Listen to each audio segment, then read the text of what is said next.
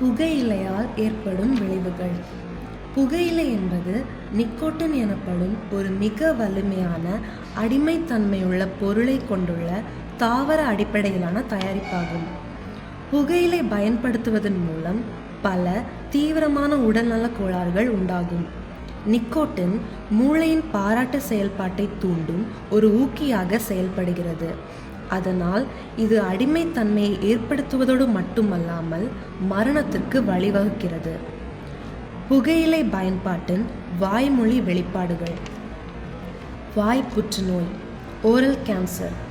Squamous செல் carcinoma என்பது வாய்வழி புற்றுநோயின் மிகவும் பொதுவான வடிவம். உணவினை மெல்லுதல் மற்றும் விழுங்குதலில் சிரமம், சிகிச்சை அளிக்கப்படாவிட்டால் அருகிலுள்ள நிணநீர் கணுக்கள், எலும்புகள் அல்லது தொலைதூர உறுப்புகளுக்கு பரவக்கூடும். நோயறிதலுக்கு ஒரு ஆண்டுக்குள் 47.6% பேர் இறந்தனர். ஈறு அழற்சி, ஜிஞ்சைவிட்டிஸ். இதை ஈறு வீக்கம் என்கிறோம். ஈறு அழற்சி ஏற்பட்டால் இரத்த கசிவு ஏற்படும். பல் நிறமாற்றம், டூத் ஸ்டெயின்.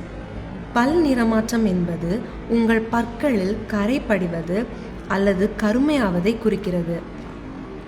வாய் வெண்புண், ஓரல் கேண்டிடியாசிஸ். வாய்வழி கேண்டிடியாசிஸ் என்பது வாயில் ஏற்படும் பூஞ்சை தொற்று ஆகும். லியூகோப்ளேக்கியா. லியூகோப்ளேக்கியா என்பது நாக்கில் உறுதியாக இணைக்கப்பட்ட வெள்ளை திட்டு ஆகும். இது புற்றுநோயின் அபாயத்தை அதிகரிக்கிறது. புகைப்பிடிப்பவரின் அன்னம், ஸ்மோக்கர்ஸ் பேலட்.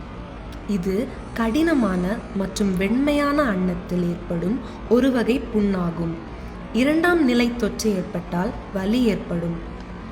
புகையிலை தவிர்ப்பது உடல்நல ஆபத்துக்களை பெரிதும் குறைத்து வாழ்க்கை தரத்தை மேம்படுத்தும். புகையிலை பழக்கத்தை கைவிடுவோம், புன்னகையோடு வாழ்வோம்.